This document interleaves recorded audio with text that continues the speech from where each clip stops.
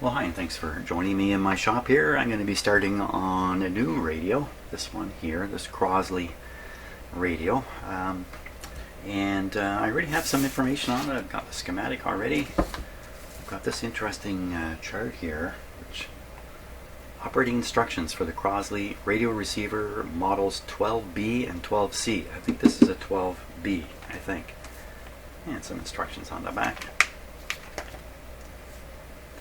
This actually didn't come from this radio, and I'll explain that in a minute, why I have this for this radio, but it hasn't come from this particular radio here. Let's just take a peek at it. Addison Industries Limited, 187 Geary Avenue, Toronto, Canada. That's probably where this radio was made. Certainly where this radio was made. What? Yes, I have two identical radios here. This one you're looking at now has come from a customer. I'm going to fix this radio up for somebody else. Apparently it's in good condition already. And then I have another one. Now just look at this part of the radio. Get your eye ready for this. There's exactly the same thing. This is exactly the same chassis, only this radio, as you can see, is a big floor standing radio. And of course the one on my bench is a tabletop model. So we're going to start with this one, check it out pretty thoroughly, probably operate it because the word is it's working. And then we'll go on to the other radio and we'll check that one out, which the other radio is my radio. So we're going to end up with both the chassis on my bench being worked on simultaneously. That's my plan anyway at this point. So let's take a look at this guy. Now this is a great looking radio. It's a nice size, great in your house. Not like mine, which is a big honker, right? Big floor standing radio. It's pretty awkward to have in your house. This is a two-bander. Band switches down here. And the two bands, of course, are broadcast band and shortwave. Tuning feels just fantastic here. In that there's nothing binding or anything like that. Shortwave band on this radio goes from around 6 megahertz up to around 15 megahertz. So you can see the grill cloth here looks to be original. It's just a little worn out here and there from, no doubt, you know, after years and years, somehow, sooner or later, something is going to punch into the front of this and pull it free, and you can see that's happened in here. I don't want to push it anymore. Great, and of course this has these buttons. You can see the tuning knob. Yeah, this radio is in great shape. It's so easy to push these buttons. Beautiful.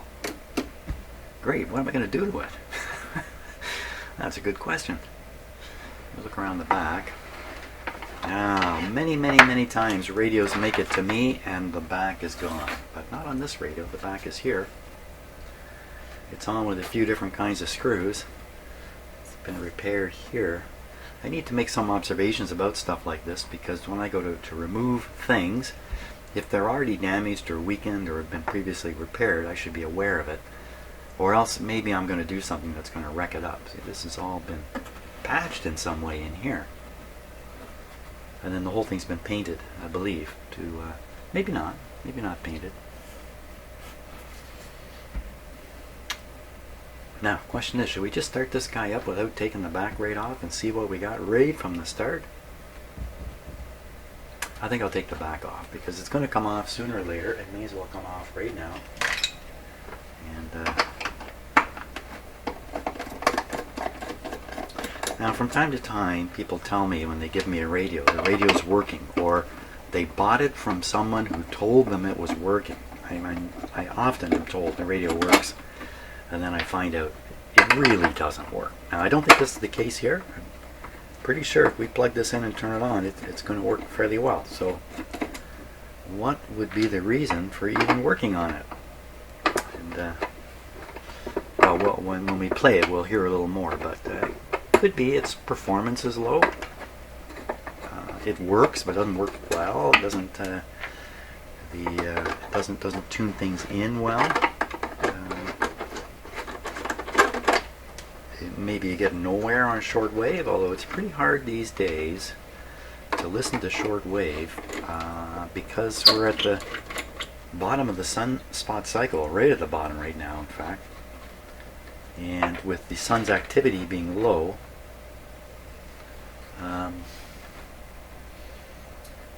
the way I view it anyway, the atmosphere, the Earth's atmosphere does not get charged the same way it would if the sun was blasting it with its usual particle radiation, but that's not the case right now.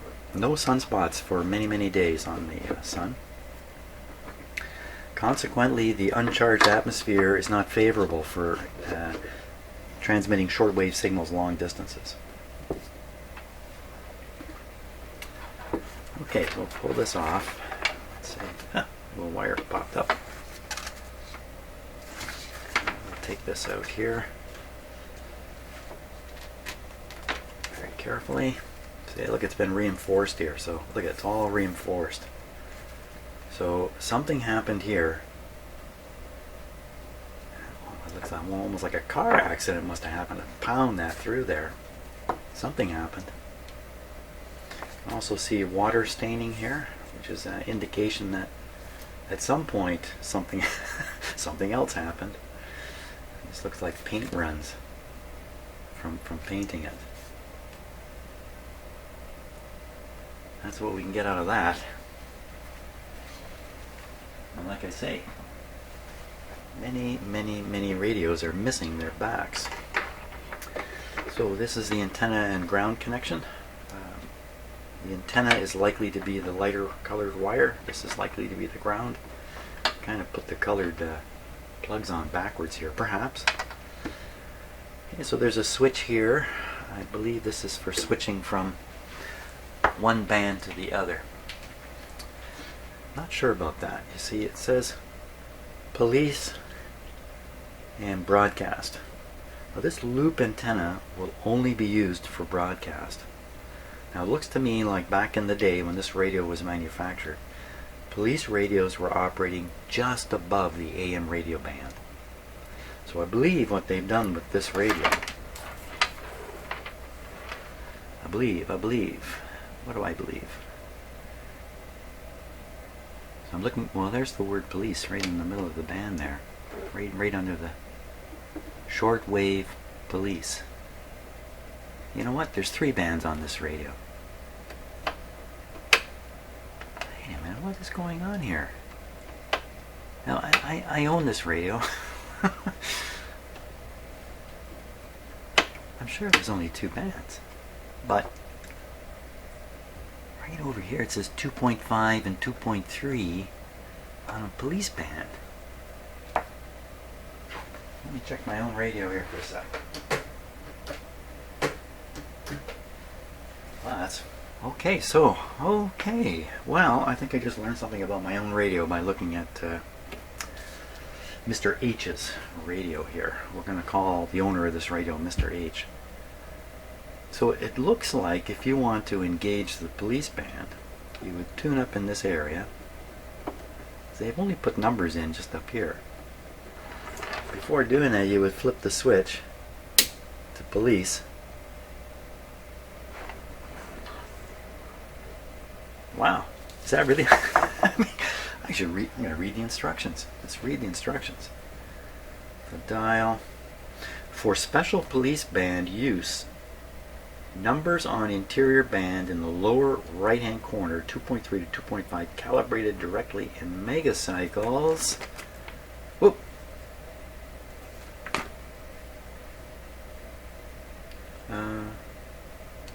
Okay, so antenna. The built-in loop antenna will provide satisfactory reception, especially from local stations in the broadcast band, 550 to 1600 kilocycles, and the special police band, 2.3 to 2.5.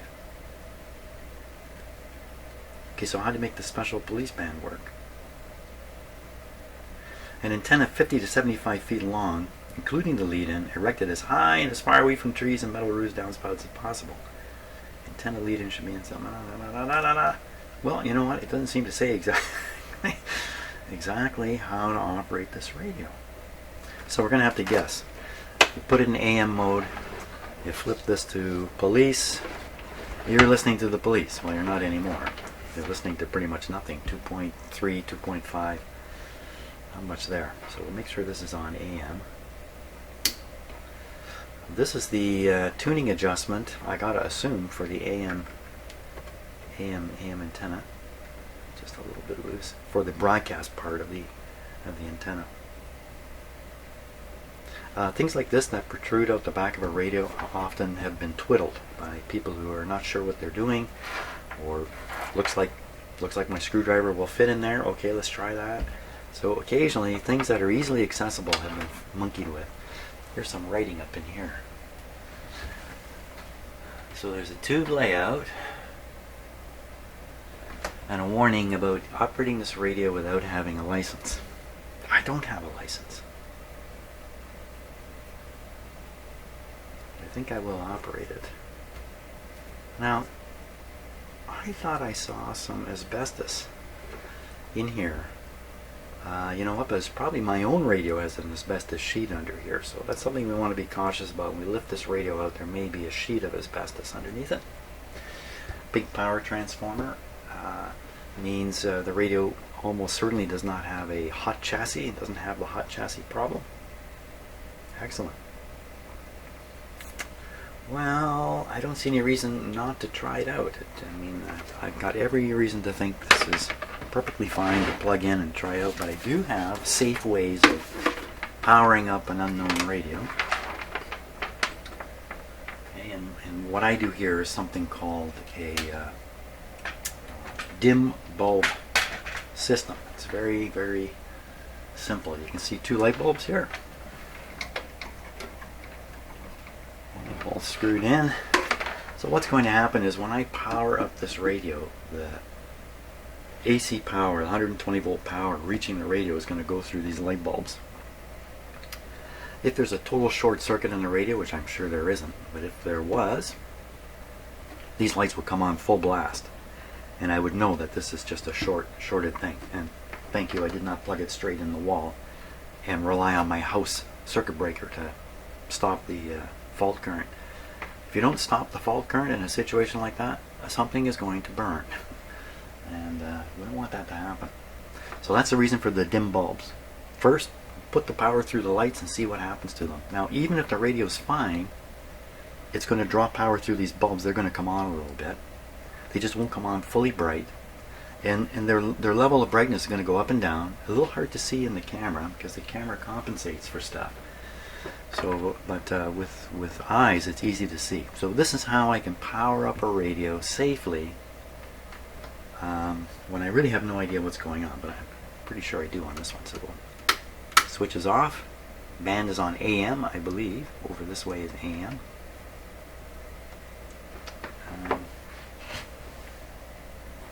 Yeah, neither this radio nor my radio has any markings on the front of it to tell you what dial does what. But it's only three dials. Hopefully I can figure that out. Just keep those lights in view. Okay, so I'm going to plug it into my bench supply. Now another thing, just if this is the first time you're watching my videos on that, another thing I do to maintain my safety is the things on my bench are powered up through an isolation transformer. So go ahead and read up on that if you want. It just means I'm less likely to get a shock. It doesn't mean I can't get a shock. Sure, I can still get shocks off radios plugged into an isolation transformer, but I cannot get shocks to ground. That's the theory. I cannot until I hook up some of my test equipment, and isolation transformer means nothing. Okay, here we go. Power on. Okay, so first observation here is the lights did not come on. That's because the radio is switched off. And I have some power meters up here. This one is showing the voltage right at where this is plugged in, which is going to be low with those light bulbs in the circuit. And you have these switches, which are turning on the power to the radio. So Mr. H, I hope you're listening to all this. I'm just explaining this in a little more detail than I usually do because I suspect you have no idea how I'm doing this. So I'm going to try to reveal as much about what's going on Often I don't when I'm working away in here. So what we'll do next is we'll turn on the radio. The result is these lights will come on to some degree. Give it a little bit of time. Once I'm reassured there's nothing seriously wrong with the radio, we will then switch off the lights, switch the power directly into the radio, and the radio will be running like it's plugged into the wall, power-wise.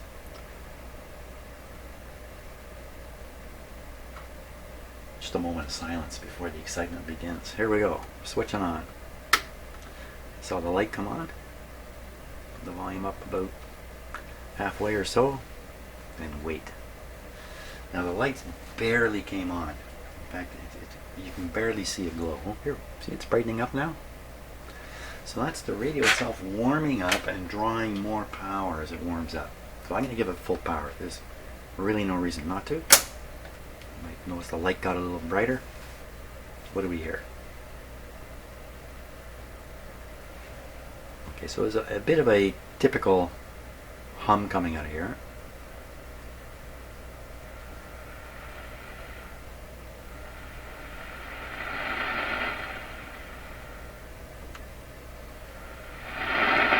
So that's full. That's about halfway.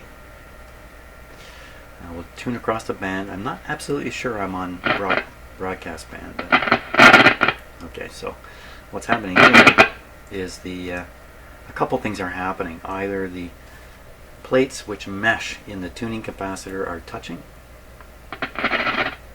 or the rotating shaft that the moving plates is on, which is supposed to be grounded very well. Oops, up here. Supposed to be grounded very well. There's a rotating shaft and there's a grounding scheme of some sort trying to maintain the rotating shaft grounded firmly to the, well, as firm as you can get it with a rotating shaft, firmly to the chassis or wherever in the radio. And one of those two things. Because it's consistent all the way across, it's almost certainly the rotating thing. That's easy to fix. But I didn't hear any radio yet. Let's turn it up a little higher.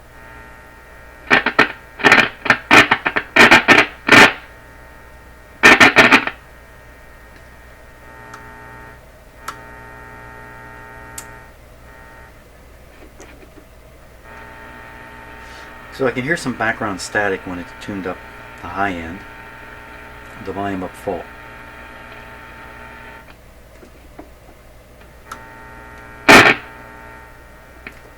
I'm trying to avoid making the having a loud scratchy sound come up. And again, about halfway. Just hum. Just hum. Hey, where'd the radio go? So it's also possible then, if there's grounding problems or plate scratching problems or something else in there that I haven't quite got a grip on, that the radio is actually in a state where it's having trouble operating because of this scratchy problem. Either something is not connecting the way it should, or something is connecting the way it shouldn't. Something like that is going on. So maybe you shouldn't be so surprised to not hear anything. Now, sometimes the band switch on these radios is implicated. We'll wiggle the band switch a little bit. Okay, so I think what I just learned there is AM's actually over here. So I think we've been on short wave the whole time. So let's go to AM.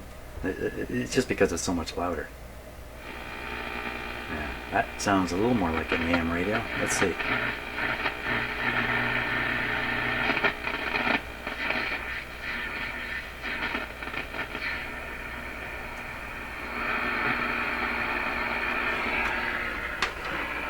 But these antennas are directional, so sometimes if you have it in the worst position, you won't tune in things. It's just because of the position of the radio. Oh, there we go. They're limping back home tonight for the first of three with Baltimore. Marco Estrada gets the ball. For all your sports scores, log on 640toronto.com. It's a tone control. Morgan, No. mainly sunny for Tone today. A control. high of 26 by this afternoon. Tonight some clouds, a low of 21. Scattered showers and thunderstorms return tomorrow. A high of 25. And So, you know, there's these antennas have a deep null. See how it's knocked the signal out? Just in this 20-30 degrees here. And if you go exactly 90 degrees, you get the full signal. 903, good morning. It is the exchange. We want to immediately blow up the lineup a bit. I was planning on talking with you. That's true. My clock is 1 hour behind. For those of you who don't know that. The reason it's 1 hour behind is I can't figure out how to change the time on this clock. We will get back on track, and we'll actually talk about what 680.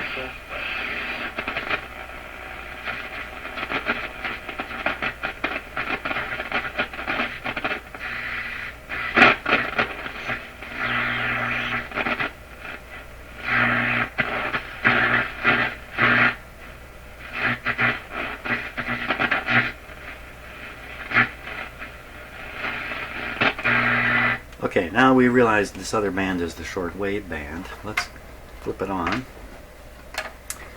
And what have I got? I haven't got much for an antenna here, I'm afraid, as I kind of discovered last night in here. So let's do a little experiment. So what I've done here, I've got going here. This is just. Basically, this is a piece of wire antenna. That's the way we should think of this. It's actually a loop, but we're not using the loop aspect of it. It's just all I've got really available. So we're going to turn this guy up. Put him on what I think is shortwave.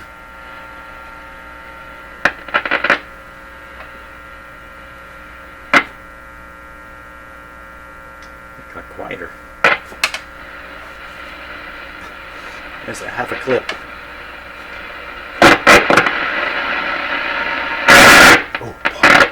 Sorry, I apologize for that, and I reached for the volume and ended up turning that noisy tuning dial. So,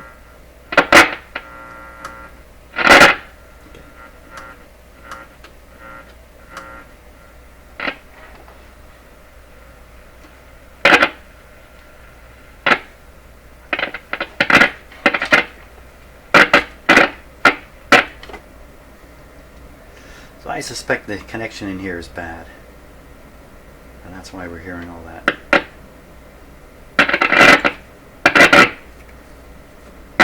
Maybe not. Yeah, you know what? I think it's just a clip. This piece of metal is so corroded here, it's not making good contact. I think that's okay. Yeah. Can we pick up? Oh my gosh. We're going to fight with this scratchy control here.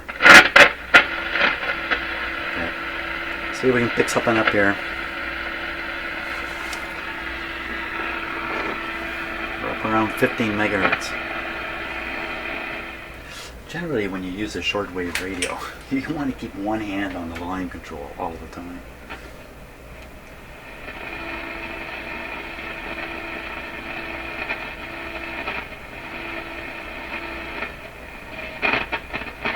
Pointer doesn't seem to go all the way. Let's check the other side.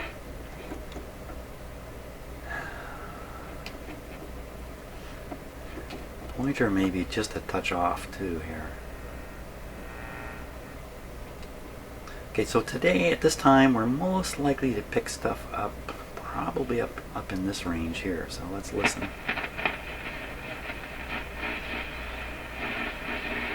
Very hard radio to tune, by the way.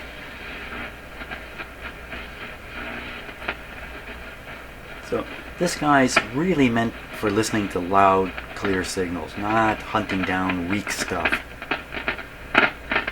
Back in its day.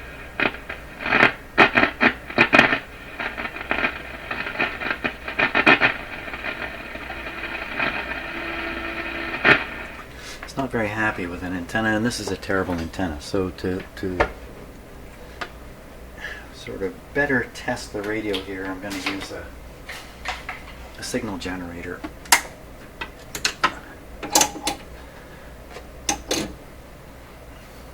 we'll just feed in a signal from the signal generator.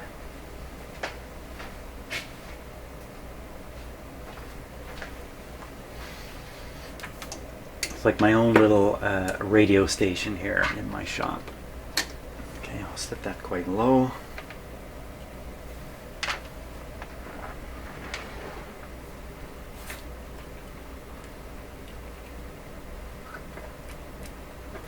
Why don't we verify that's the ground instead of assuming.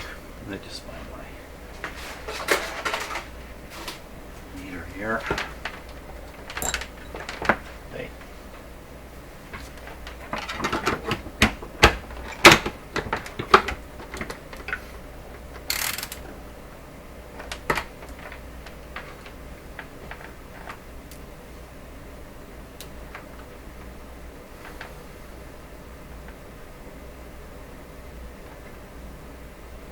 Oh man, you gotta be a Herculean to open that little clip there. 0. So that's for sure the ground.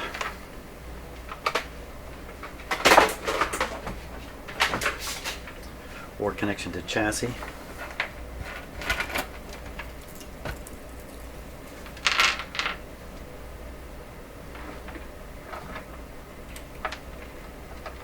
I mentioned before about making these radios safe to work on because I have it plugged into a isolation transformer for the 120 volt supply, but as soon as I connect a ground from a grounded piece of equipment, a 3-prong piece of equipment like this, that's over.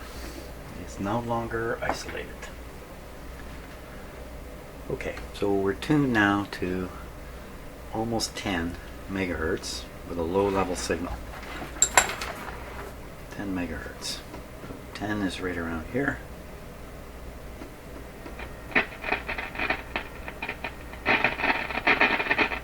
Okay, so we're going to tune this where it says 10. I hear the hum, but I don't hear any hiss. I got to hear some hiss here. Give me some hiss.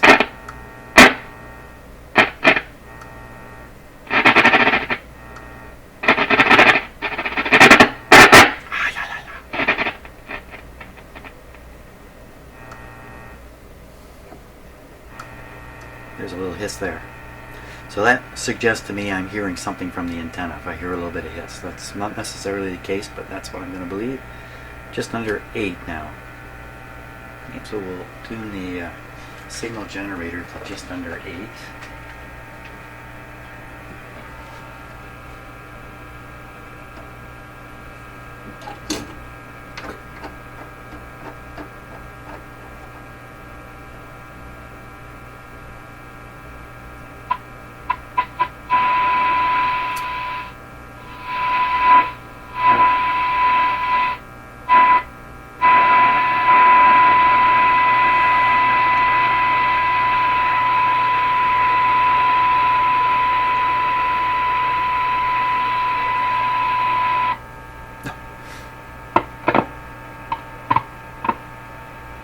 Wow.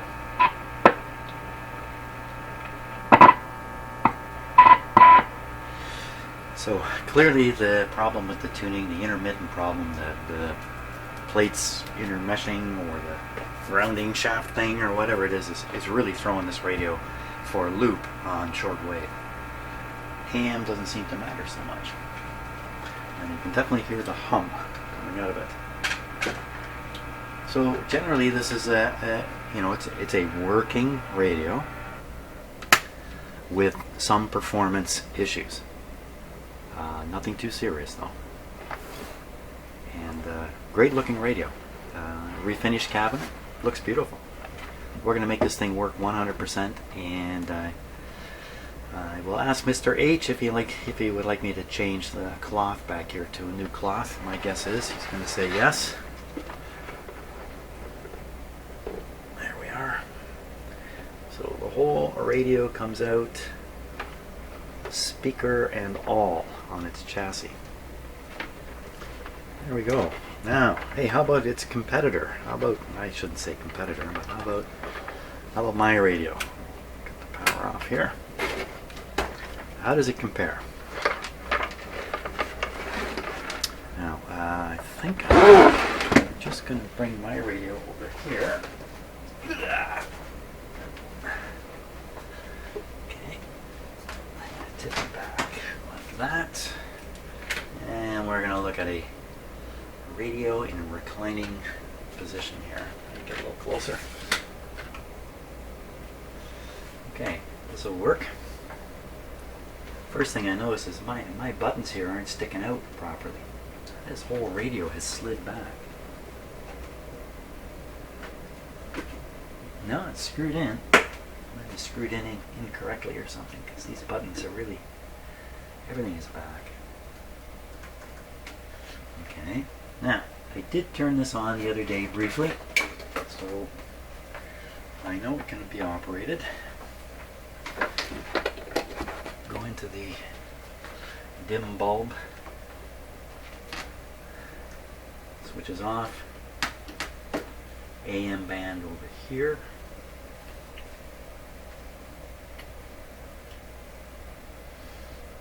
I think we're all set. Okay, so I'm going to switch it on here. We can watch those lights again. Do this. Okay, and I'll turn the power on right on the radio.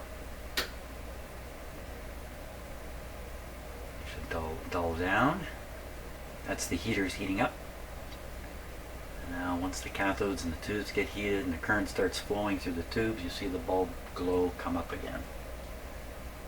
Totally, and we should start hearing the radio. Yeah. Perfectly normal. So we'll put it on full.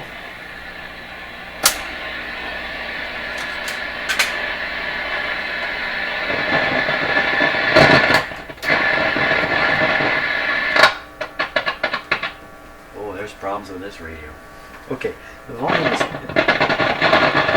volume is turned right down.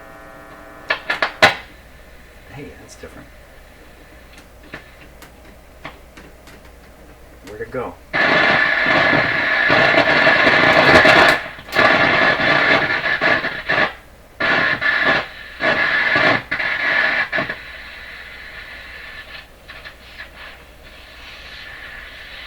So this has got a great big speaker in it. It sounds like a little tiny speaker working here.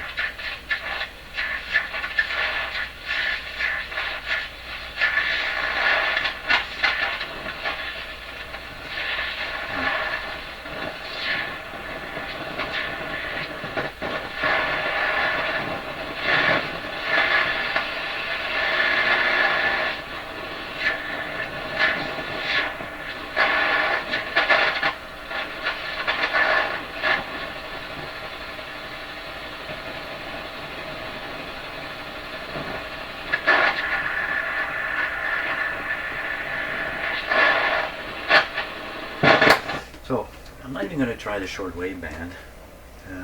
I've seen enough already. Let's look in the back of this radio. I've heard enough already. What we really need to do is get the chassis out of these two radios, sitting side by side. There we go. So, same deal, right? Same antenna here. You can see the size of the speaker down there. I'll bet you it's exactly the same speaker in the other radio.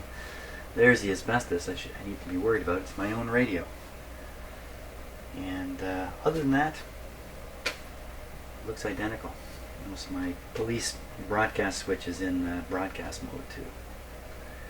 So here's the antenna lead, same as the other radio, and this extra wire is an actual built-in antenna. You can see the wire right here. Just travels around the whole cabinet here. Give it a chance to pick stuff up without requiring the owner to put a big antenna out. Here's a piece of the cabinet here, unfortunately. Some of the